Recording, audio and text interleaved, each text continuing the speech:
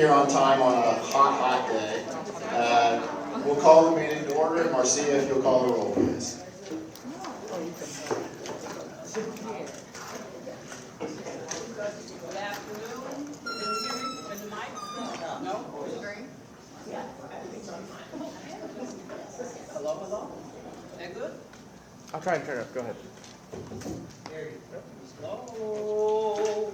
Okay, here we go. Deborah Alsop here. Nikita Anderson. Pamela Bauer here.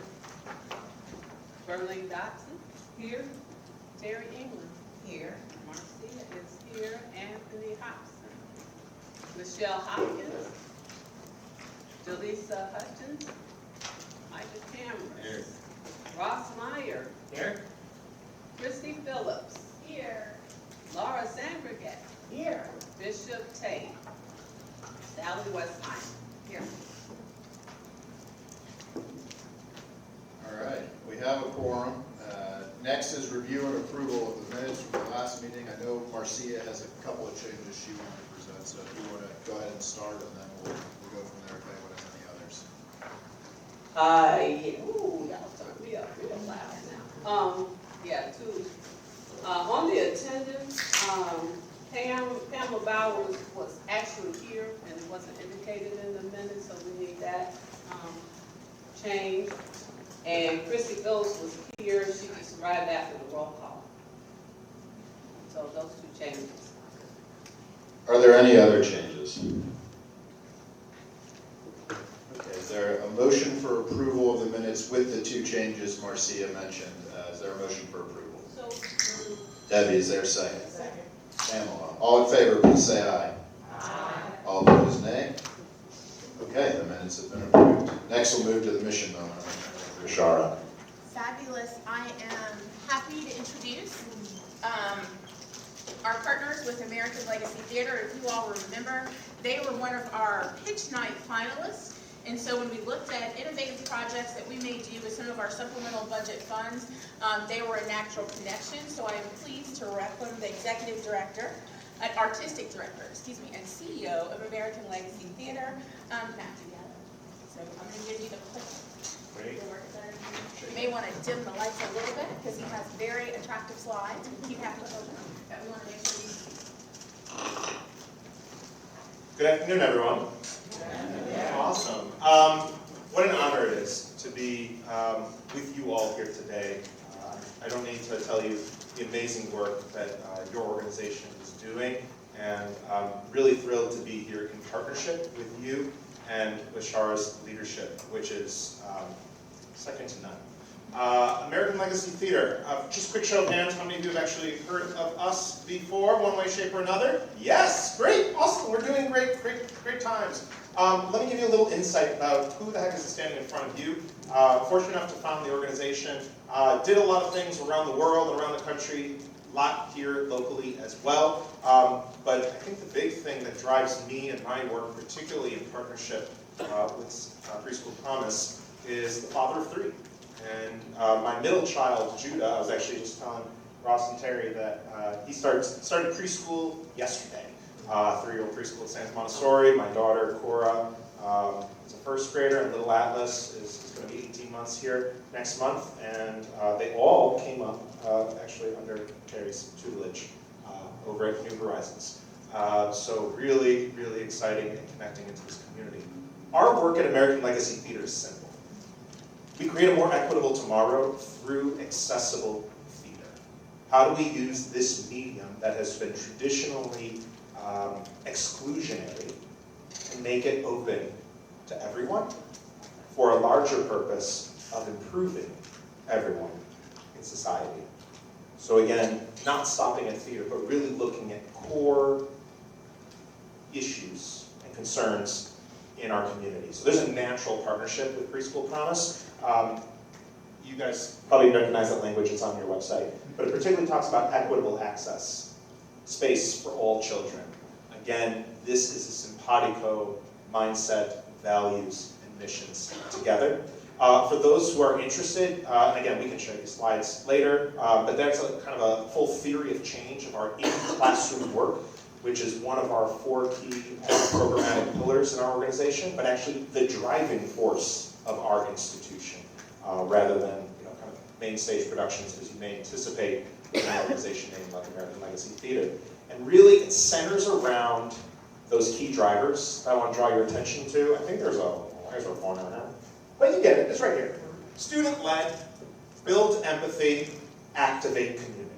Those are the core drivers of what we're doing in our work and really what we're doing in partnership with Preschool Promise. So real quick background, last year we did a pilot actually with the YMCA at their Christ Child Nursery in OTR right by Findlay Market. And again, the work that we do, it's student-led, it builds empathy, and we activate community by integrating not only the students and the teachers and the administrators, but also their guardians at home, finding out ways to maximize the abilities of our youth. The way they do it with us is they write, design, act in their own original production around issues and things that are critical to them. Yes, the 4-year-olds. And this is really, really spectacular, and we tie it back to the TS Gold standards, which I'm sure everyone in this room is very familiar with. And in fact, some of the feedback we got out of that initial pilot was from the site director who said, while the children were working together, several found their voices, creativity, and used their imagination like never before. OC, one of the children, who is very shy, showed great communication skills. Words cannot describe how her social emotional impact gives freedom for her future. Now, we expected social emotional learning to really kind of go up a notch with this work. What we were surprised by was when the YMCA reported back to us that across the TS Gold measurables, including mathematics, gross cognitive, et cetera, 92% measurable movement in 5 weeks, compared to what they'd historically been 60% movement in 52 weeks. We thought we found lightning in a bottle, and we figured out there's got to be another way to test this, which is where this partnership came in, and it really kind of has 3 key phases to it. So one is to say, how do we test it again in a center? Because that's where it was first explored. Can we test it again? And we actually just wrapped up that testing at a different YMCA site. I'll talk about that here briefly in a moment. And then we move into a phase of quality improvement where we're going to bring the team from the YMCA site as well as the experts at Preschool Promise and say, okay, what do we need to do to make better, improve, before we then try it again with an in-home provider. To now say, can this be replicated and scaled in multiple facets and in multiple environments as well? This is the big test. So again, what we just wrapped up is all about kindergarten readiness, which is really important to everyone, right? So again, some changes we made from the first pilot to this one was we went from a 5-week experience to 10 weeks. We found significant improvement from engagement with the guardians and with the teachers over the course of the sequence. We also built out lesson plans for another teaching artist to do rather than me be the one in the classroom with the kids day in and day out. Again, working with rising kindergartners. This is people that the center at the YMCA specifically highlighted as kids going into kindergarten, saying they are not yet ready. And then of course, we used a different center than we did before. So different teachers, different all this and that. We are still awaiting the finalized results from the YMCA. Because again, we are not the experts in kindergarten readiness, so we look to those experts to give us that data, that information saying, yes, we are seeing these measurable improvements. Yes, we are seeing this growth. It's a great partnership. But this is a shot of me and some of the cast members of their original piece of When the Rooster Crowed. And the idea that they were really exploring is don't procrastinate. Time will pass you by if you don't get moving. It was really awesome. And also a facet of our partnership with Preschool Promise is figuring out sort of 6 activities, opportunities that children can do at home with their family, with their guardians. Here are 2 of the pieces that are to be live on social media. of the 6. But again, you can see it's that idea of building empathy through different pathways, through sharing, through stories. And then this is, again, the image. The exercise, so to speak, is in sort of the content section of social media. When you post your picture, you can type. It's in the type section. And we can talk ad nauseum about all of those. So that's very, very high level, where we're at, where we're going, and how we hope to be a great partner in conjunction with you to ensuring that all our kids across Cincinnati are ready for kindergarten. Any questions, comments? Yes? Yes, ma'am. Also, there's my contact. Please do.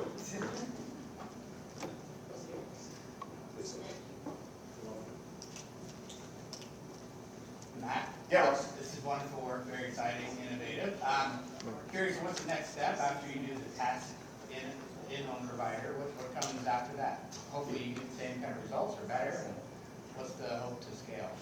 Yeah, that's a great question. So, absolutely, we want to test it in-home first to say, does it work at that scale? Now, the program that we do with the youth is actually something that we have been doing holistically with different age groups for the last 6 years, 7 years, and have been able to shape and mold it, customizing it accordingly to the developmental needs of the kids.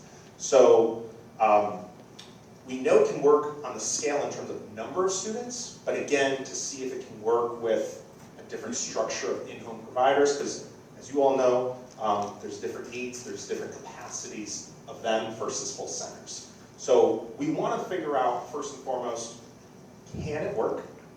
Or does it work, but it exists in sort of a different iteration than it does in the center? And those would be great opportunities to figure out. And then from there, we want to figure out ways to continue to build that. So one, I think the way of scalability, the structure, the ideology, and the capacity is there from I would say, from an operational standpoint. The financials, of course, like all things, is always the challenge. So I think part of it is finding the right partners in the community, whether it's Preschool Promise, whether it's in conjunction with other foundations, whether it's what have you. We've even preliminarily discussed conversations with like a BI3, tying this all to holistic health organizations. But ultimately, it's about finding the right partners who say, I think you found something there. Let's not make money be the thing that holds any of us back. So that's the idea behind scalability. Yes? Thank you again. This was great. I'm a mother of a School of Performing Arts graduate, so I love theater. And I love having this incorporated, talking about play, the expression of emotions, and regulating emotions.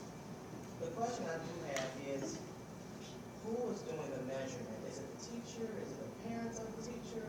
Who is assessing the child's social emotional progress? That's a great question. So far in the pilots that we've been able to do, that resides with the educators, right? So that is residing, in this particular case, with the YMCA. In the first time, they're already doing their measurements every quarter. So we're able to create a good baseline of the before and after. And actually what we're piloting with this particular YMCA site is they believe they're actually able to look at like the day or the week of starting and the week after stopping. So it's just a question of if they're putting in their data. Pre and post stuff. Pre and post, yes, they're the ones who are determining it. We're just working with them to achieve it. Okay, Thank you. Well, thank you very much for the good work you're doing and for spending some time with us today and being a great partner of our organization.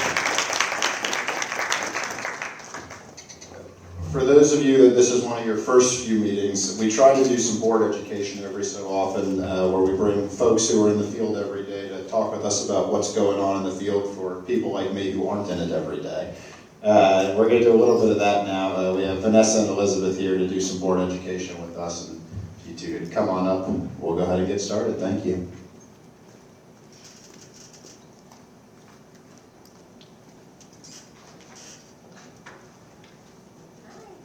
Good afternoon or good evening. groundwork, and I tried to fit far too many slides into a 15-minute time period. So you're going to get slide whiplash today. They're going to go quickly, but you'll see there's a lot of facts and figures on those slides, so we'll share those afterwards, and I'm always happy to take questions, not only today, but after you've had a chance to process those if they're of interest to you. Okay, so I'm going to constantly introduce myself. I'm going to skip over who Groundwork is, because I think most of you are aware of Groundwork Ohio, but if you have any questions, I'll hang out for a bit to answer those as well. But let's just jump right in. So Shara asked, can you give an update on kind of what happened in the budget? So I'm finally here, back with you rested. I don't have bags under my eyes anymore because I am sleeping again. But this budget season was exciting, as it normally is, and it was a really critical moment in time for young children. So here's a whole lot of statewide data, and I'm not going to go through all of this with you, but what I want you to really know is that in Cincinnati, this was such a critical time for kids. So like, children around our country and our state, the children in Cincinnati were hit really hard by the pandemic. And so we saw our kindergarten readiness scores across our state and, here locally drop down to the lowest that they've ever been since we've been measuring them in Ohio. And we know that this is an impact of the pandemic, right? But what it tells us is that our lower elementary students are really facing great need. And we also know that our children who are entering our preschool classrooms today, some of them literally starting today, are coming from less than ideal experiences. They may have had language deprivation, they may not have had quality care during the pandemic, and so this time that we have children coming to preschool right now is more critical than ever. So some of those numbers look like coming into kindergarten last fall, 31% of children overall in Cincinnati were demonstrating readiness. That drops down to only 20% when we look at our children who are coming from economic disadvantage. And that number goes up to about 52% when children are not coming from economic disadvantage. So we have an opportunity gap happening in this part of our state, and you guys are doing really amazing work to address that. So thank you. I also want you to know that your advocacy matters. You'll see Cincinnati Preschool Promise tiny right on those letters there, and we thank you for participating with us along the way in the budget. I know some of you came up to the State House to participate in Advocacy Day, and we could not make a difference for kids without all of you. Kids are one constituent group that they can't do this advocacy themselves, they can't vote for their representatives, and so it's just so heartwarming when we see so many people come forward and spend their time advocating for kids, especially during the budget process, so thank you. Okay, so getting into really why I'm here today is the state operating budget and looking at what happened for early learning. We had some wins, we had some losses this year. So I'm going to start with the governor, because the governor came out in February with what some journalists were actually calling the children's budget. We were really excited. I have to tell you, I'm actually more excited for the next one that's coming, because I think he's going to really stick it to everyone.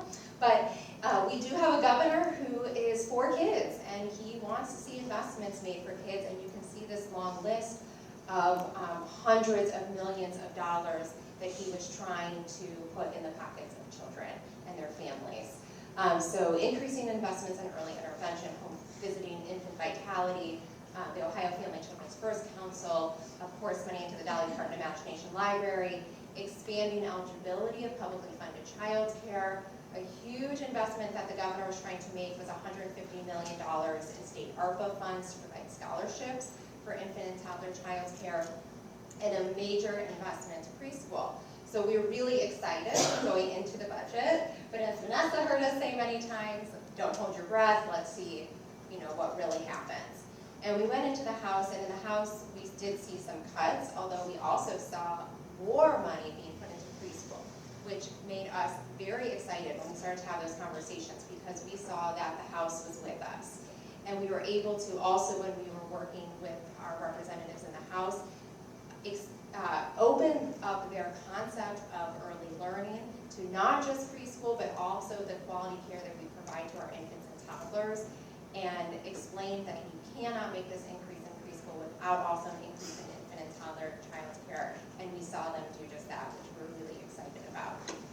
We also saw coming out of the House continuous eligibility in Medicaid for children ages 0 to 3, which we know health and early learning are all intertwined. Our children who are eligible for publicly funded child care are usually also eligible for Medicaid, and so this continuous eligibility is really important for our young children attending our programs. And then we went to the Senate, and we knew that the Senate was going to be hard on early learning. The Senate president has been hard on early learning for the last few sessions, and so we saw a cut to early childhood programming across the board by nearly $500 million compared to the governor's children's budget. This was more than we saw coming.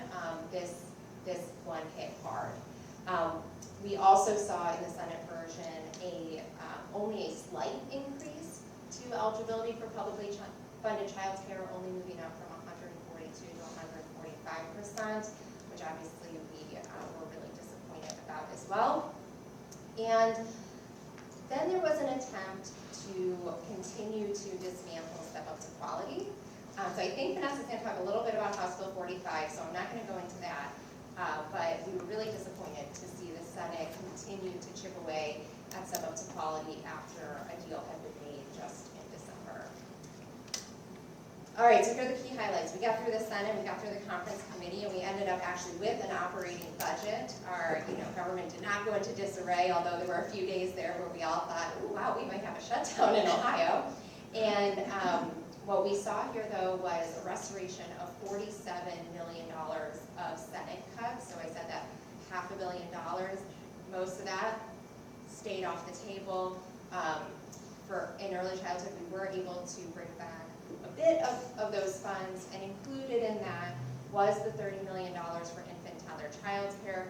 Ooh, that's very good. This is general revenue funds. It's also important to note these are not just federal one-time pandemic funds. So this is an investment that our state is making with our state tax dollars. And it also included the $124 million for preschool. Woohoo, right? Like, this is the largest preschool expansion our state has seen. Really incredible for young children and families in Ohio. We were thrilled that the governor heard the cry from you all, from our advocates around the state, that we did not want to see a further chipping away of Step Up to Quality. And so the governor did line item veto that inclusion. And we were also excited to see that a new cabinet level position and agency was launched in the budget. So you probably have heard of the Ohio Department of Children and Youth.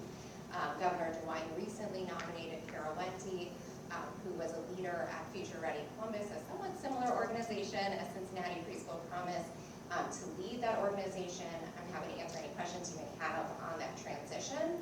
But that transition has started, and I think you'll start to see things coming through in the newspaper.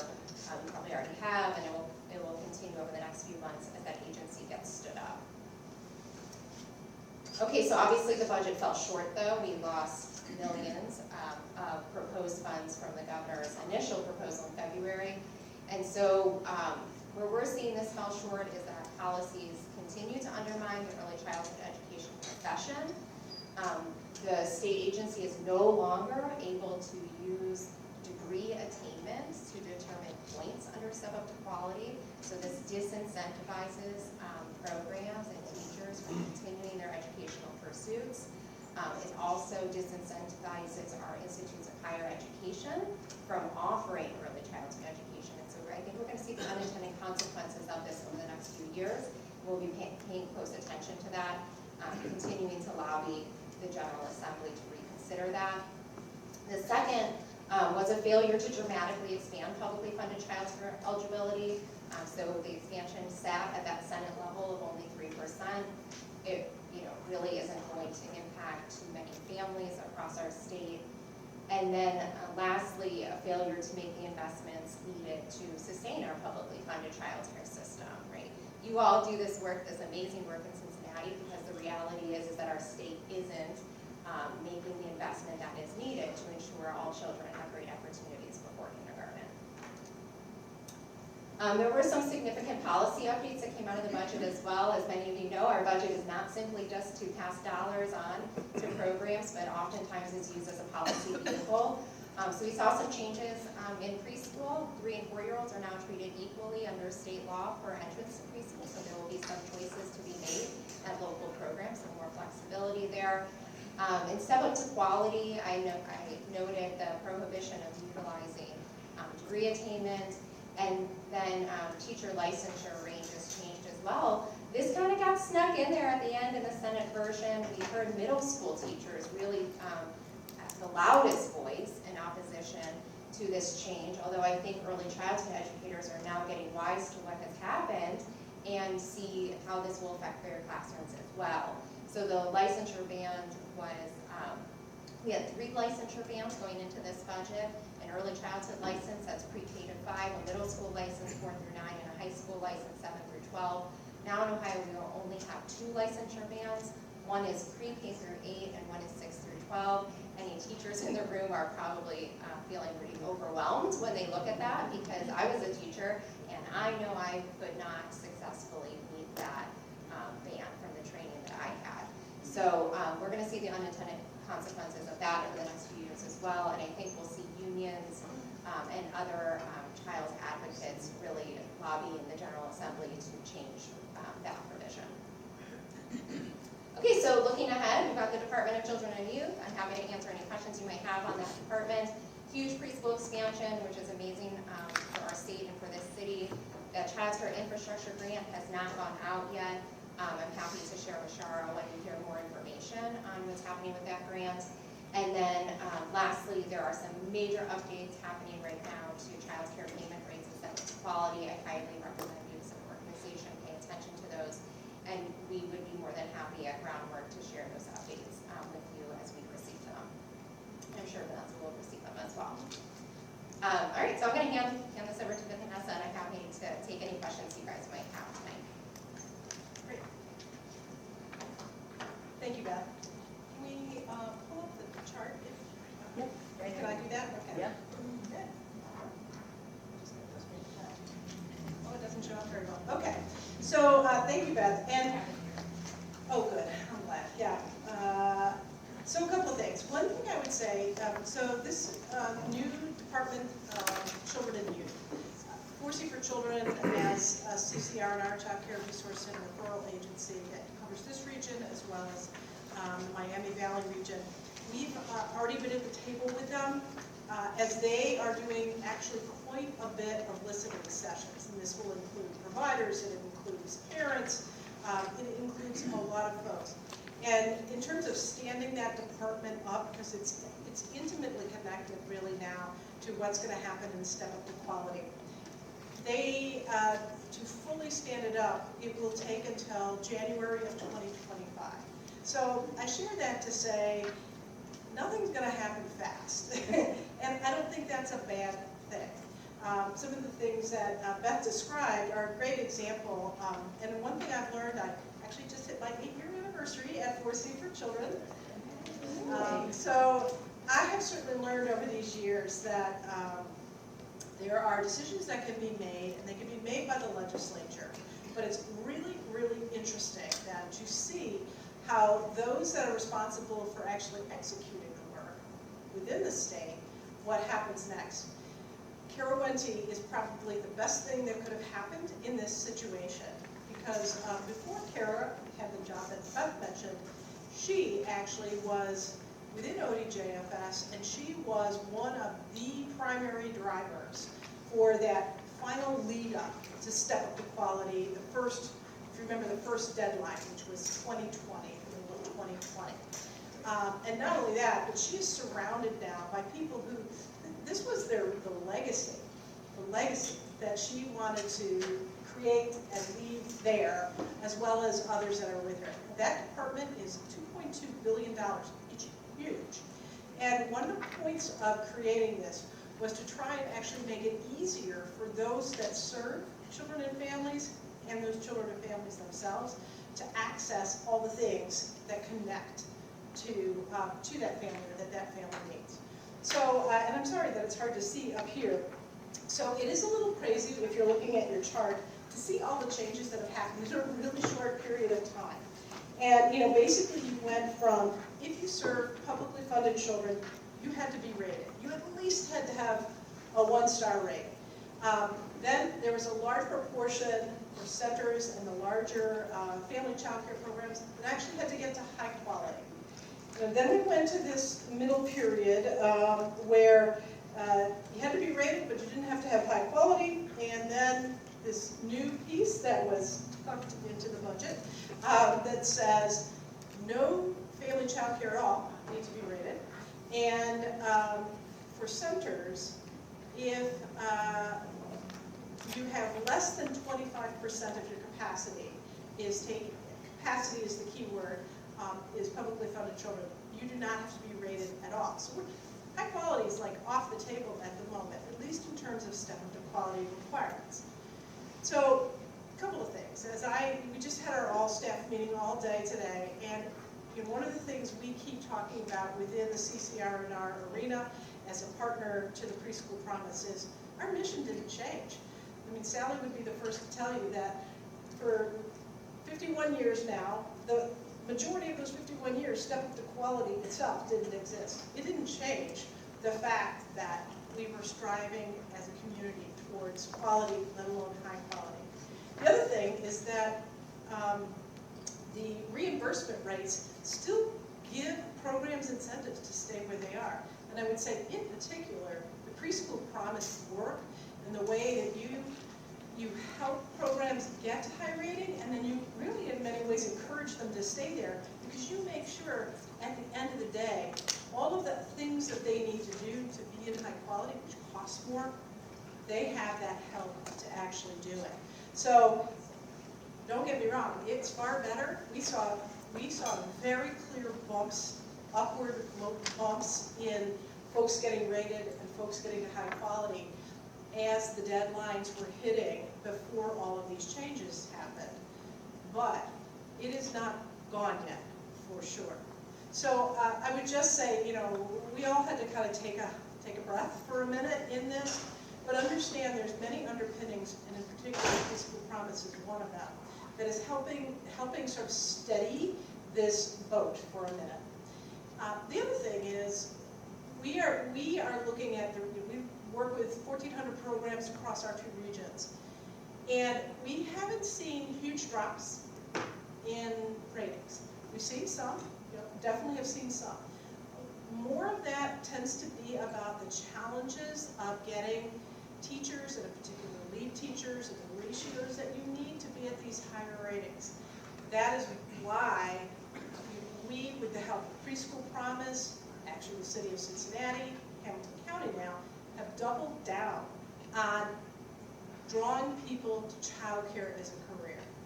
Even though it is a career that certainly doesn't pay for the value of all that a teacher does, it is still a career that people love, that they choose, that fulfills them every single day. And actually, you'll start to see our bus wraps around here that is all about child care careers, which again, Preschool Promise was our initial investor in that to help get it stood up. And boy, has that turned out to be really important. And then the last thing I'd share, and we can certainly, I want to make sure we have time for Q&A, is that Beth also mentioned about the fact that our rates are low. And short version is, the federal government requires you to be at a minimum level, and this is all through the block grant money. Twice now, just in my 8 years, the state of Ohio hasn't succeeded in that, and they've been called to the table on that. Some of the monies that are kind of percolating back here are monies that are going to help bring those minimum rates up. So from an advocacy perspective, this is where I think we need to really focus. Because what we don't want to do is 2 things. We don't want those minimum rates to be here, and then if you're doing high quality, you just get like a nickel more. Not enough. We need to make sure that we keep pushing for the investments towards high quality. That, again, will help stabilize some of the changes that could otherwise take place in the quality of our programs. And we certainly sit at the table with Groundwork Ohio in advocacy. We also sit at the table with something called the Alliance, which includes the Ohio Association of Child Care Programs, and a few others. And There's also, I would just tell you, a very delicate walk, because as you make it possible for more parents to receive help through the publicly funded childcare pieces, what you don't want to have happen is that legislators who are looking to kind of pull quality out of the system, they can play that off. They can say, oh, we could have 10,000 more families, because all we need to do is pay one rate, not a differentiated rate for the quality you're at. So just know, when it comes to advocacy, it's a surprisingly complicated dance. I think this was one of the most complicated I've ever seen. And much of what played out was actually about politics within one side. Politics against each other, actually. And unfortunately, our children ended up in the middle of that. So we'll see how things go from here. But just know that the Ohio Department of Children and Youth, they are 100% committed to figuring out every way within the guidelines, within everything else, to keep pushing quality forward, regardless of what is required or not. Happy to take questions. Yeah, we have time. Thank you both very much. We'll open up to questions from the board. So you mentioned that the requirement for degrees have already been eliminated. What other changes? So let's just take a minute on this language about degrees. First of all, I think there's some language that ended up being written in a way that a lot of legislators didn't fully grasp what it could mean. And there's a points system for becoming a lead teacher. So it doesn't mean you can't be, and you can't have a higher degree and be a teacher, right? What it means is it doesn't count the way it used to. I would just say this: it's not over yet. I think you'll start to see some pushback and workarounds on that. Certainly came up in the listening sessions that we've been to for the Ohio Department of Children and Youth.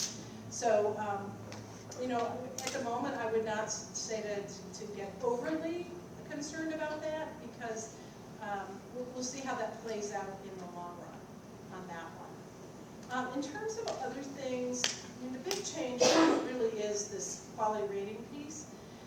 There are some positive things. I would just share that with you. There's some really positive things that have come down the pike. So, for example, there's a whole body of certification now, may not be using quite the right word, that has to do with working with children with disabilities. That's been stood up and funded in the midst of all of this. So there's a whole program that has to do with these very cool little receivers that children wear, and it tests how often there's a back and forth between the teacher and the child, and then the teacher receives feedback real time, with coaches like our coaches, to help them realize, like, of the 4 children in your care, this one gets far less back and forth. Or, gosh, when you went outdoors, man, the numbers dropped. Actually, outdoors can be a time in which you can do lots of interaction with children. So let us help you or show you what that looks like. They piloted that, and what we're hearing is they are going to go larger scale with that. So there are also actually good things happening. It's just the budget itself is a bit of a shock. So was there anything in there regarding mental health? So there is, Kim, mental health, isn't there a new set of trainings that have to do with child mental health? There's a certification. Certification, thank you. That has to do with that, absolutely. And again, one of the things that's really good about this Department of Children and Youth is if you look at the 30-some budget line items, you see in there youth, mental health, foster families. So it's definitely something that was invested in. Yeah, the budget increased from about $1 million a year to about $4 million a year for early childhood mental health, which is a huge increase. But the governor wanted it to be closer to between 10 and 15 million. So in this next budget, we we should expect again for the governor to ask for a much larger amount.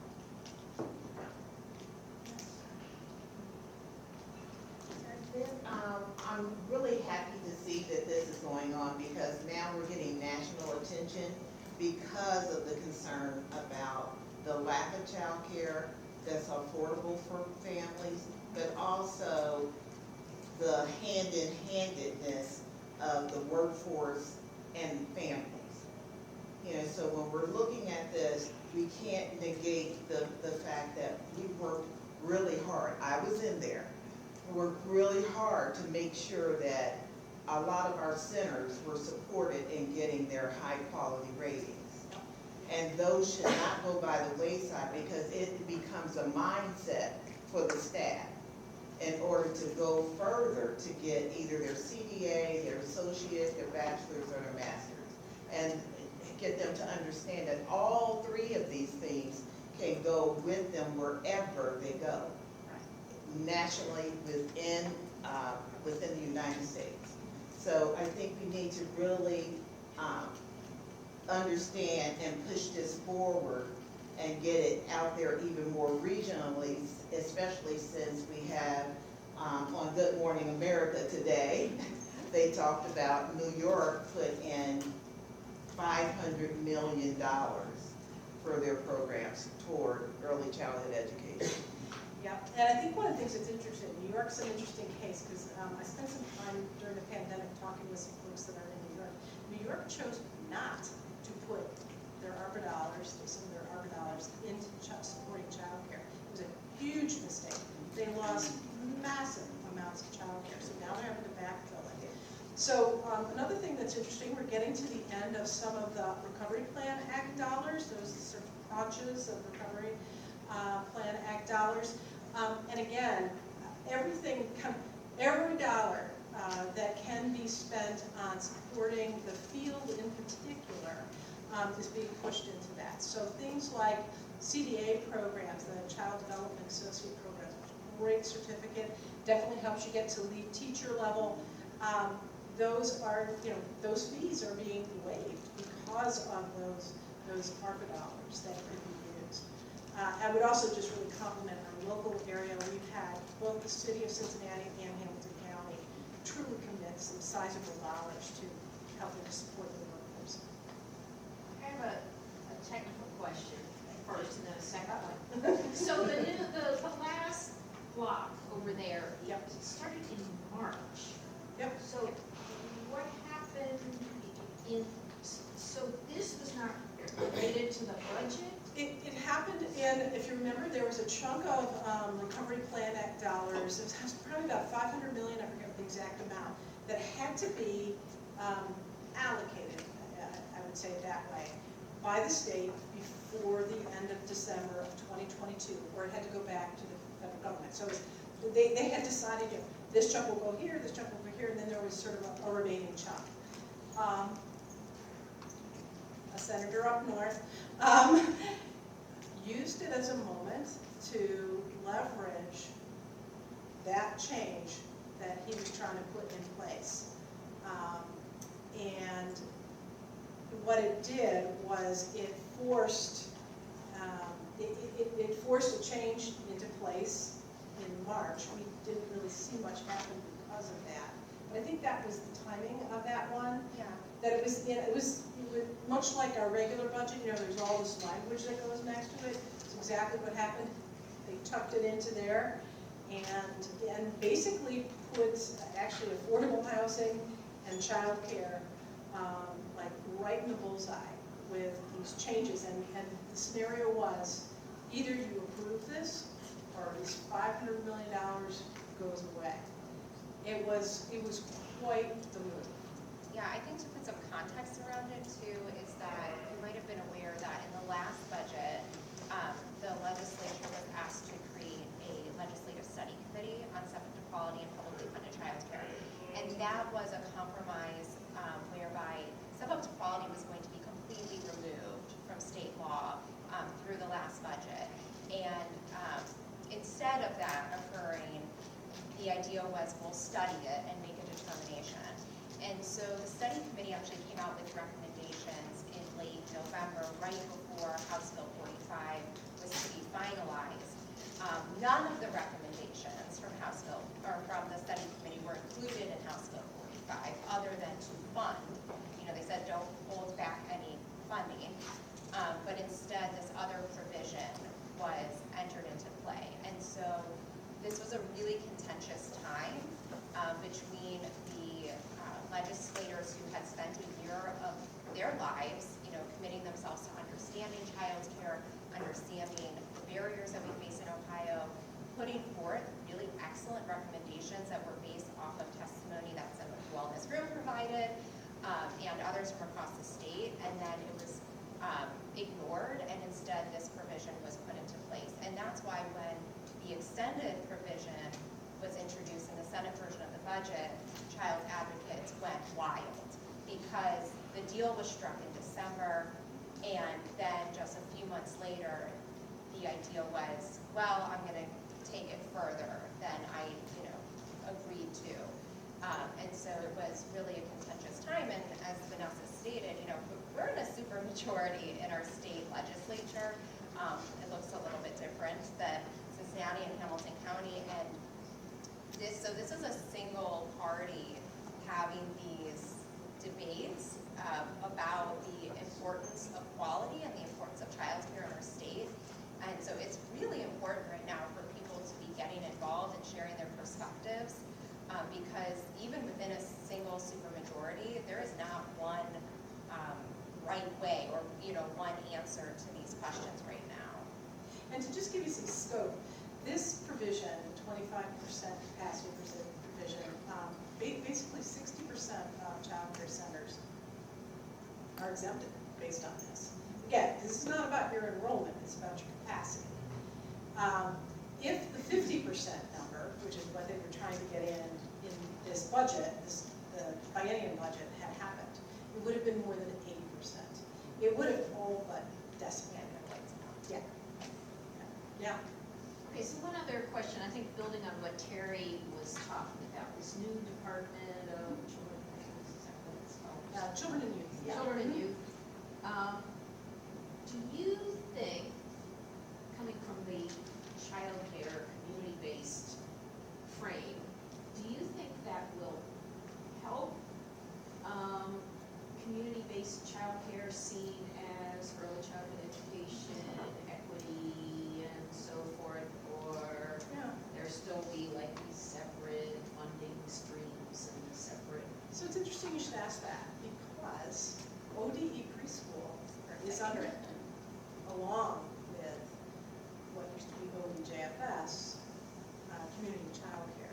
So to be determined what that all looks like, but if history plays out the way, with this the way it has in the past, there will probably be one substandard, one way, which actually is a good thing. To your point, you won't bifurcate, our children, right? So, we shall see. The intent is to make it better. That I certainly can tell you. The intent is to make it better. So Vanessa, does it include Head Start?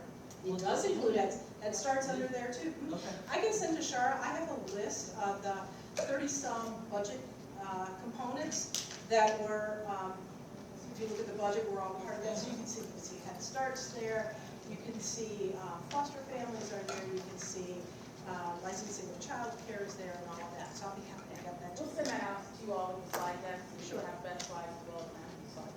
Yeah. To that question though, as well as you have to remember how, so I'm a recovering state agency employee. So I see the creation of this new state agency, I think, with slightly different perspective than I would just being in the advocacy space. And I think Vanessa's right that you're gonna see community child care, which is kind of more traditionally JFS license, and district preschool, which is ODE license, and then of course there are other programs that are ODE license as well, that are outside of districts. You're gonna see that now come under one roof and one leadership. I think that's gonna be extremely beneficial and positive for programs, also for professionalizing the workforce. So we saw an attempt to deprofessionalize our workforce, but this is actually, I think, gonna really help with professionalizing. But the thing that I, kind of ask of all of you as you're in these listening sessions, when you're talking with the transition team, when you have those opportunities, is to remind them not to build their structure by funding stream. Because we still have these really separate funding streams, and the easiest thing for a state agency to do is to say, well, you manage this fund, and you manage this fund, and you manage this one, and then they create different rules. And so it's really important just as the community to share with them that we do not want to see it administered that way, that we want to see it as one program that just has funding coming in from different places in order to pay the rent, in order to pay the bills, but that it shouldn't determine the leadership within the state agency, and it shouldn't determine the different, I get different answers when I call this number versus this number, which I know our programs experience right now, having to kind of answer to two different agencies. One other question. Saying that, do you see where the community providers and the school districts will, that relationship will strengthen? I really hope so. I'm one of my concerns, and I'm a pessimist by nature, so I apologize. But one of my worries is actually right now the distance that's going to happen between child care and preschool and the Department of Education and Workforce. So one of the things we didn't talk about is that the Department of Education is being revamped as well as a cabinet level agency. It has a new name, new structure, and preschool and everything early childhood, but special education, preschool, anything that's before kindergarten, other than kindergarten readiness assessment, is, like everything, including the kindergarten readiness assessment, is going to DCY. And so what will the communication be between this new Department of Children and Youth and this new Department of Education and Workforce be? And for our school districts who have invested in preschool, now they report to two different agencies. That's brand new. Our school districts have always just been under ODE's, control. And so that's going to, I think, be difficult for some of our school districts. And hopefully they'll do this in a way that it won't be prohibitive for school districts to choose to create preschool. I mean, we still have school districts who don't have preschool programs. And what we wouldn't want to see happen is that become permanent for those school districts because we don't see a pathway forward. Thank you both very much for being here with us today. I always find these to be really interesting and helpful for us, so thank you so much. I have to say thank you to both of you as well, because your leadership enables me to do this job better, because we know that you are leading the advocacy effort. So all of the nice fact sheets and everything that you see that we get related to advocacy, it comes from 4C for Children and Groundwork, so we really appreciate that. You're up, Executive Director's report. All right. So we'll talk a little bit about how we. Here we go. So we'll talk a little bit about our dashboard that you all have a hard copy of, so we can talk about how we ended the year. As you know, July is our light month, and then August we start again. We have a fiscal year transition. As predicted, when you look at the dashboard, you all have a hard copy in front of you. We were able to kind of knock it out of the park again by meeting 102% of our enrollment goals. Very successfully. We're green in almost every area with the exception of one that I think we're feeling across the footprint, and that is the one really related to workforce and the supports. We had provided some scholarships to attend conferences and other activities with some transitions and other things. Not all of those selected and awarded scholarships were able to attend. You will also see an incredible increase in the new work that we're doing related to parent engagement and outreach, specifically for parents. And that was our commitment that we made to all of you in our strategic plan, that we would no longer be transactional and just be a funding source, but really engage people overall in kindergarten readiness. You will also see that throughout the year we have one permanent site closure of a family child care provider that we report to you each year. You'll see a brief list of our accomplishments as well as our new providers and seat capacity in the bottom right corner. And this is just a snapshot for you all in terms of dashboard of what you will see coming up in our annual report and our year 6 evaluation. So I'll take a breath and see if anybody has any questions. Okay. So that's where we ended up, and this is how we're starting. I hope that you all saw us during the first week of the new tuition assistance funded year, which is last year, and I have to say a thank you to the staff, because every single member of our staff made visits during that first week of school to say congratulations to our preschool sites and welcome. And we even had a special visit from the governor, so we hope that you all saw that pic.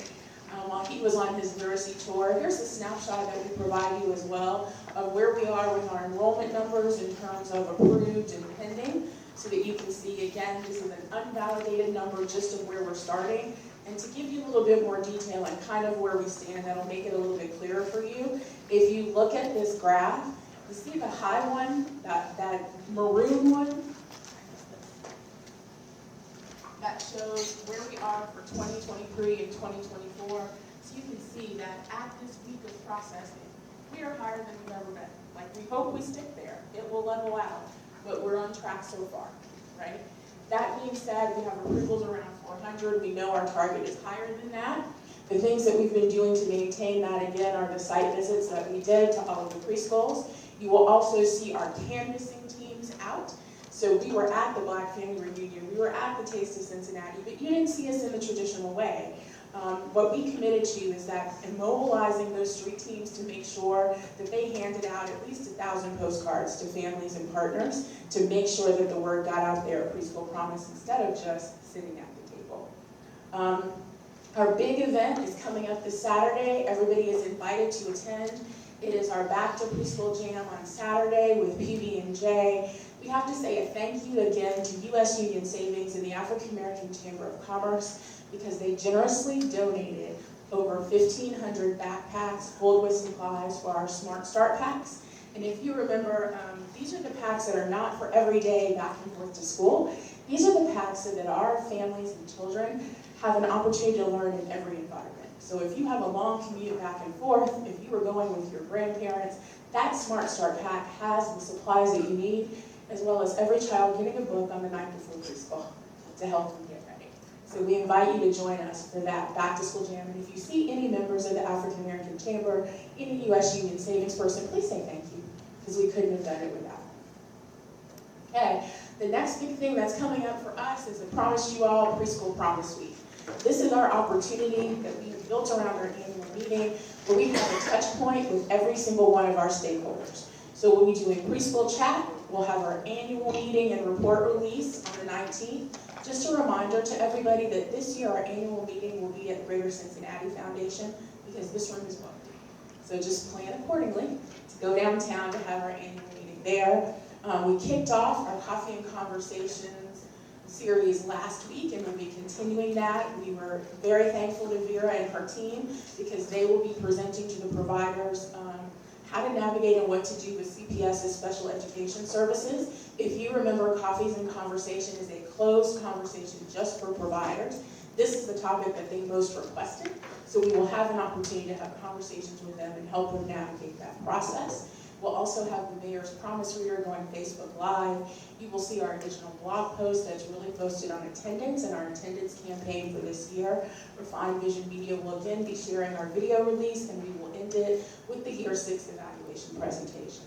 Don't forget, on September 1st, you all will receive the first draft of our evaluation reports, both quantitative and qualitative, in preparation for the briefing that Innovations will do virtually for you on September 7th. You can provide us with feedback so that we make sure we have a solid final report to share at the end of Preschool Promise Week on the 26th. The other thing also be on the lookout for in your Board of Manager updates. We're doing something a little different this year, and throughout that week, we're going to be doing pop-ups at preschools to celebrate and say thank you for those that have made progress in their quality improvement journey, those that have met certain milestones that we've asked them to do, like getting all of your attendance forms in on time and accurate. For those particular providers and sites, we have some gifts that have been donated to us. We have some things that we've invested in. And so we invite you as board members to join our staff team, to join our coaches as well, as we have those pop-ups, to really have interaction with parents, families, and educators to say thank you for the work that they're doing and being a part of the Preschool Promise Network. Any other questions you all have for me? I'll grab my notes, make sure I got everything.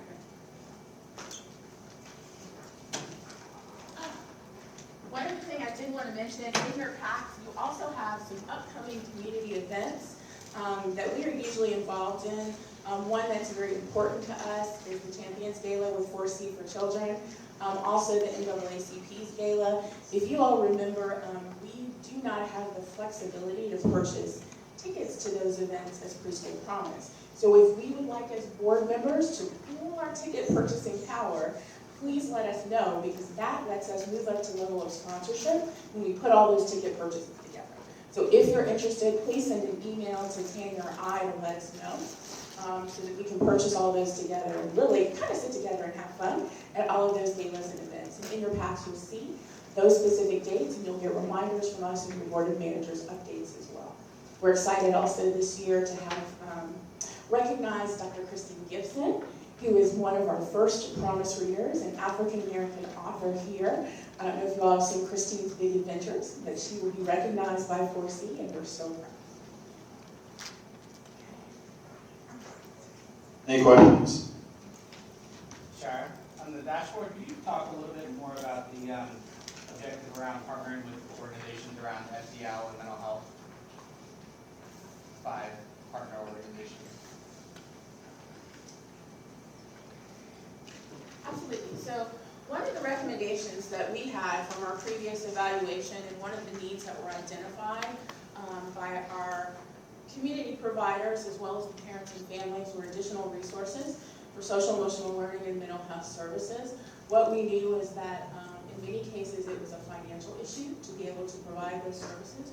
So we partnered for a short time with organizations like The Takers, like Co-Stars and the Consortium for Resilient Children to provide those services. What we really attempted to do is to look at community partners who we can leverage the resources that they make available so that our providers know that they're out there and make those connections.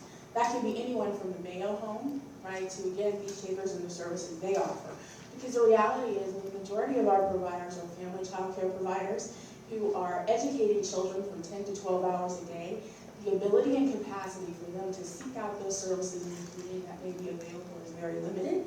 So we thought that was an appropriate role for us as the Preschool Promise. As you will see also in our budget from last year, we tried a few pilot partnerships for paid services.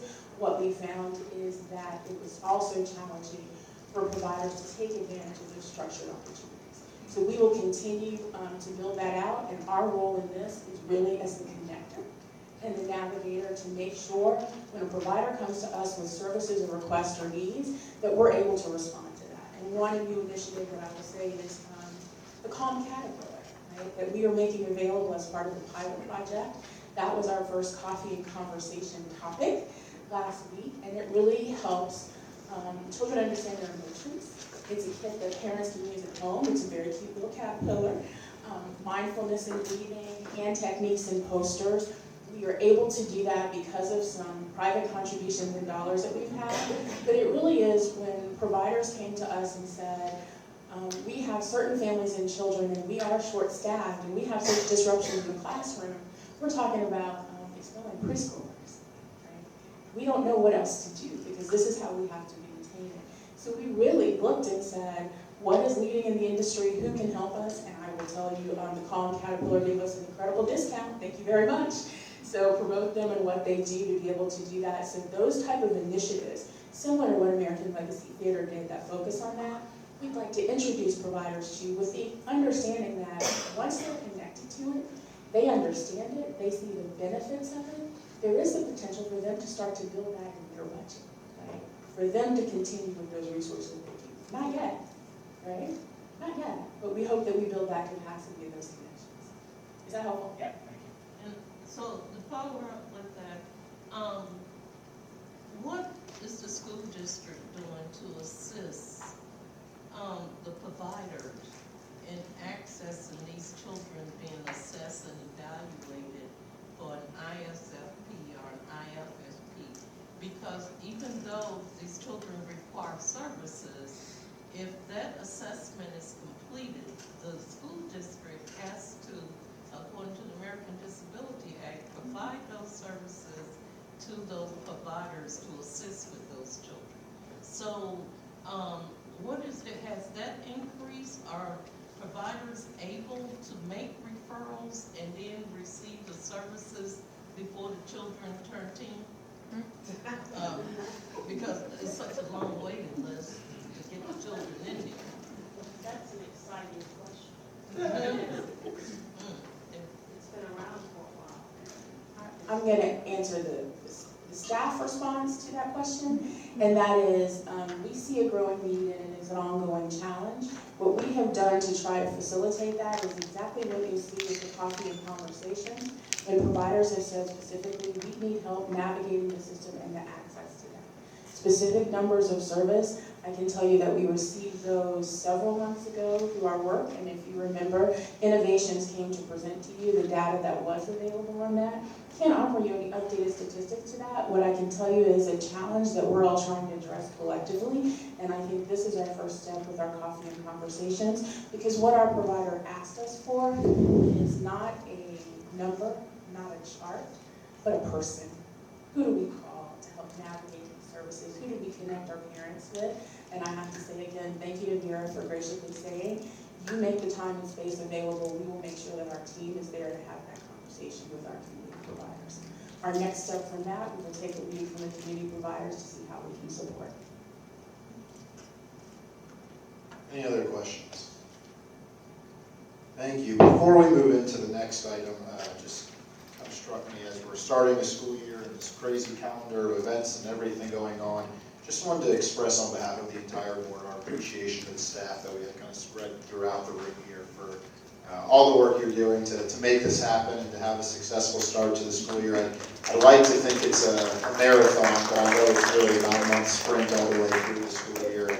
And just want you to know how much we appreciate your work, and we know what we see in graphs and numbers and budgets is the result of the hard work that you're each doing every day. So just wanted to express our appreciation as the school year gets going and as you have this calendar of events coming up. Next we'll move, Shara, it's you again, the scope of work for the program eligibility and customer service for our discussion tonight. Sure, and I think this should probably be more of a point of information rather than so much discussion. Just to let you all know that we're making progress. We are still in negotiation.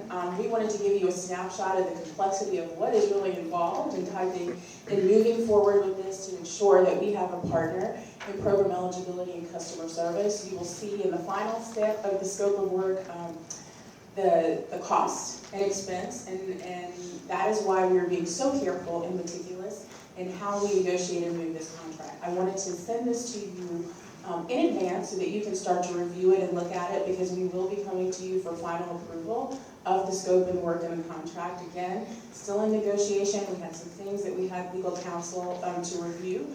We will also be having the metrics team, and thank you, Brandy, for being here representing the metrics team. The metrics team from Denver will be coming to visit us in the upcoming weeks so that we can talk about and finalize costs for certain build-outs and elements that we have to have. But as you all know, I've been talking to you about this for a year, and we wish it an RFP. I didn't want you to think it was a black hole. Things are really happening. They are just slow, and we're negotiating it very carefully. So that's where we are. Any questions on that? Sounds like we'll have more soon. Okay. Next we'll move to committee reports. Deb, you're first with governance. Okay, we've been talking about the goal of September, the class of 2026. So I have a report from the United Way, and on page 39 there are 2 nominees from the United Way, Christy Phillips and Tony Hobson. And Barbara Turner, who is the board chair, has confirmed their appointments from United Way. So you'll see these names again, and both Tony and Christy are happy to serve. I don't want to speak for them, but I am. First few months haven't scared you away. Moving on to page 43, we have from Cincinnati Public Schools a resolution to nominate Carolyn Jones to the Preschool Promise Board of Managers. And if you will notice, her nomination is effective January 1st, 2024, and the reason for that is on December 31st, 2023, she will still be a member of Cincinnati Public Board of Education. So, just in case you didn't notice that, that's a little technicality. Moving on to page 44, there's a resolution from CPS for Ross Meyer to serve an additional term, and Ross has expressed a willingness, I'm not speaking on his behalf, to serve, and that was communicated to CPS, and so his nomination is here, and he will be in the class of 2026. There is one nomination is pending, and that's from Thomas Forward, and I anticipate that we will have that nomination sometime. Thanks, Deb, for all your hard work in getting these together, and excited we'll be keeping Tony and Ross and Christy around, and Carolyn will be a great addition to the team. So, Deb, is there anything else from the governance report? No, that's it. And I just wanted to say, I'm not doing a happy dance, but both Bishop Tate and I are original members, and our terms expire. So I won't speak for you, but it's been a great experience, and I'll do the happy dance. We've got one more meeting till we can do the happy dance / crying on our side of things, but we'll plan to discuss that next month, certainly. And the board will need to formally approve all these nominations when we do that next month. We will also, excuse me, one other thing, we'll have the officers at the next board meeting. Any questions for Deb? All right, Tony's not here for finance, or?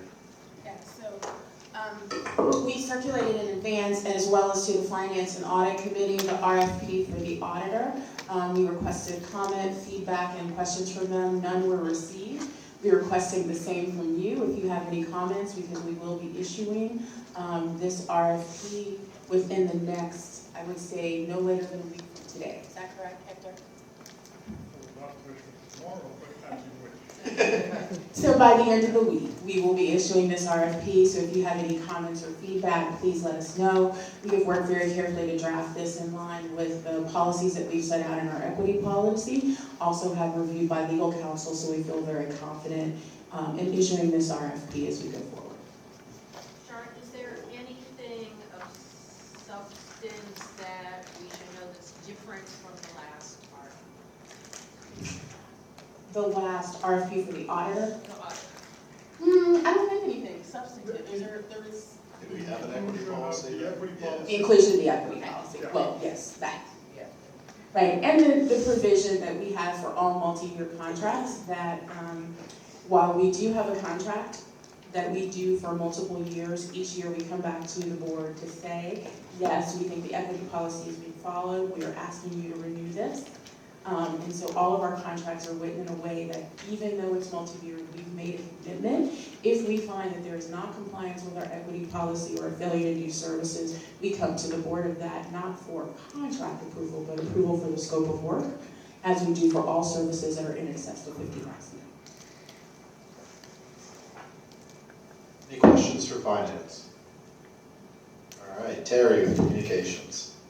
Okay. On pages 49 through 51, you will find the updated and board member guidelines for philanthropy guidelines there. These guidelines are up for approval at our next annual meeting next month, and we ask that you look at the best practices. These were put in place so that we can all as board members be involved in the process, but we're also overlooking and looking at things that will keep us in line legally, okay? So if you would take time to look at that and give us your feedback by the next meeting, and we will be voting on these guidelines as we go through. If you have any questions, just feel free to reach out to Shara.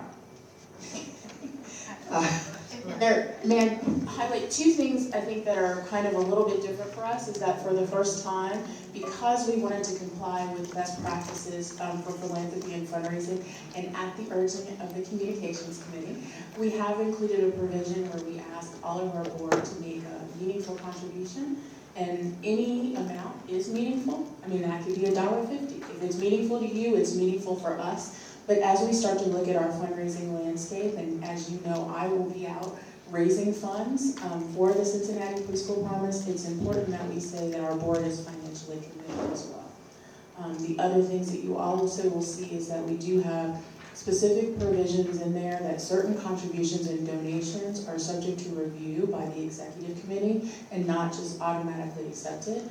And some of those that have presented challenges in the past are in-kind contributions that we always can't take advantage of and use effectively, because it's not the work that we do, and we can't do mission creep in the interest of trying to accept a certain donation.